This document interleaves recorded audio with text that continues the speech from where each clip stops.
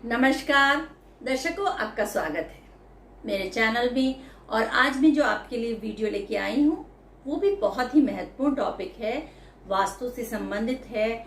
और इस वीडियो में मैं बताऊंगी कि साउथ ईस्ट एक्सटेंशन बढ़ने से आप पर किस तरह का बुरा प्रभाव हो सकता है और ये क्यों बुरा माना जाता है। वास्तु में तमाम से दोष माने जाते हैं और कौन से दोष को कितना महत्व देना है उसी के अनुसार हम इस टॉपिक पे आए हैं, क्योंकि ये बहुत ही महत्वपूर्ण टॉपिक है। लेकिन इस वीडियो को शुरू करने से पहले मैं आपसे रिक्वेस्ट करूंगी कि यदि आपने मेरा चैनल सब्सक्राइब नहीं किया है तो कर लीजिए और लाइक शेयर जरूर कीजिए। तो शुरुआत करते हैं कि आग्नेय कोण क्या होता है। ये तो आप सभी जानते हैं, जो वास्तु में रुचि रखते हैं वो जानते हैं कि आग्नेय कोण, जिसे हम साउथ ईस्ट कहते हैं, और ये एक बहुत ही महत्वपूर्ण कोण है। ये क्यों महत्वपूर्ण है? क्योंकि ये आग्नेय कोण है, ये ऊर्जा को रिप्रेजेंट करता है, जो अग्नि को रिप्रेजेंट करता है। और अग्नि बहुत महत्वपूर्ण होती है। अगर अग्नि नहीं होगी तो भोजन नहीं बन पाता है, चाहे वो गैस के फॉर्म में हो, चाहे वो बिजली के फॉर्म में हो। आज का जितनी भी एनर्जी है, वाहन चलते हैं, उसके लिए जो एनर्जी है वो आग्नेय है।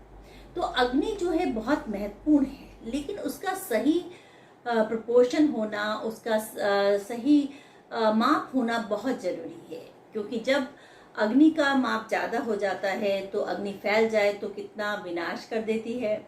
अग्नि अगर पेट में अधिक हो जाए तो जलन बन जाती है।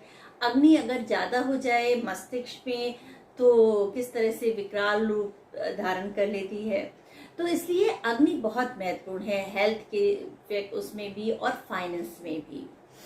तो हमें ये ध्यान देना है कि एक्सटेंशन जो हो अग्नि कोण का ना हो। जो हमारा भूखंड होता है, वास्तु में जो हमारा प्लॉट है, वो चारों तरफ से बराबर होना चाहिए। लेकिन ये एक आदर्श स्थिति है, आइडियल पोजीशन है। कोई भी जो प्लॉट है, अगर हम बीच से उसका सही स्थान निकालें, चाहे वो चौकोर होगा, लेकिन अगर हम सही दिशाओं को उसको नापेंगे तो उसका कोई ना कोई कोना बढ़ा हुआ और कोई ना कोई कोना कटा हुआ होता है। किस तरह से दिशाएं देखी जाती हैं उसके संबंधित मैंने एक वीडियो बनाई है, उससे आप देख सकते हैं कि कैसे आप दिशाओं को तय करें। तो अगर आपकी प्लॉट का आग्नेय कोण बड़ा है तो आप क्या करें और आप पर क्या प्रभाव पड़ेगा, ये जानना बहुत जरूरी है। यह आपको 3 तरह से प्रभावित करेगा, जिसमें सबसे महत्वपूर्ण है आपकी मन स्थिति को। क्योंकि यदि आपके घर में आप जहाँ रह रहे हैं उसमें इस तरह की ऊर्जा ज्यादा है तो ऊर्जा आपको बहुत सारे जो है मन में हलचल पैदा करेगी। और खासकर यदि उस घर में संतान नहीं हो रही है तो उसको होने में दिक्कत होगी। और यदि संतान है और खासकर वो टीनेजर है, एक ऐसी उम्र से गुजर रही है जिसमें अग्नि तत्व मस्तिष्क में ज्यादा होता है, तो ऐसे में उस में कामुकता ज्यादा हो जाएगी और बहुत सारी ऐसी दुष्प्रभाव में आएंगे मानसिक रूप से, जो वो भटक सकते हैं। तो ये संतान के लिए बहुत दोषकारी है। उसी तरह से हेल्थ भी उस घर वालों की प्रभावित होती है, और जो खर्चा है, वेल्थ भी प्रभावित होती है। वेल्थ इस तरह से प्रभावित होती है कि धन आएगा तो, लेकिन धन का जो व्यय बहुत हो जाएगा, और धन का अपव्यय बहुत हो जाएगा। आप गलत दिशा में उसको इन्वेस्ट कर देंगे तो आपको लॉस हो सकता है। तो इस तरह से आपकी हेल्थ, वेल्थ और संतान तीनों को ही आग्नेय कोण का एक्सटेंशन प्रभावित करता है, और इसको हमें बैलेंस करके रखना है। और जिससे हमारी जो हेल्थ प्रॉब्लम्स कंट्रोल हो, हमारी वेल्थ प्रॉब्लम कंट्रोल हो, और हमारा जो संतान है खासकर वो सही दिशा में जाए। हेल्थ में जो सबसे महत्वपूर्ण है, बीपी होना, हार्ट की प्रॉब्लम होना, ये आपको प्रभावित कर सकता है साउथ ईस्ट का जो अगर एक्सटेंशन आग्नेय कोण अधिक बढ़ा हुआ है। और यदि आप अधिक खाना खाएंगे तो आपका मोटापा बढ़ सकता है। तो ये बहुत सारे एस्पेक्ट हैं जो आपको प्रभावित कर सकते हैं।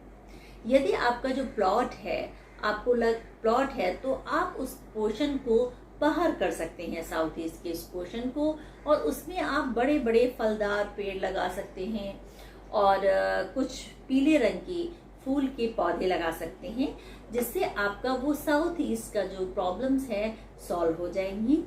और आप ये ऐसा भी कर सकते हैं कि उस पोर्शन में बेडरूम ना बनाएं, किचन बनाएं, और जो खास कर जो उस घर की जो बच्चे हैं उसको उस दिशा में बेडरूम ना दें।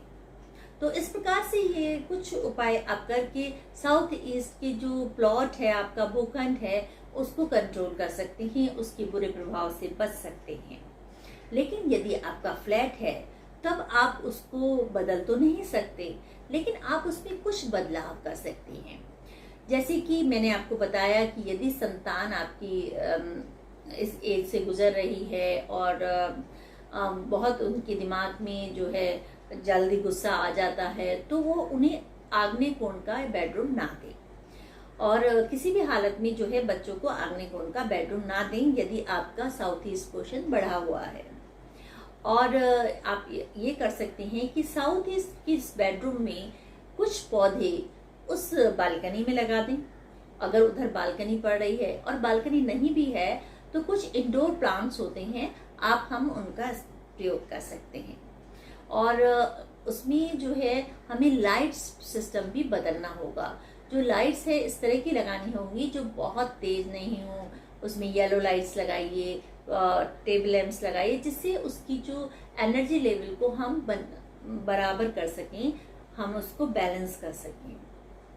और जो संतान है, संतान को उस बेडरूम को नहीं देना है।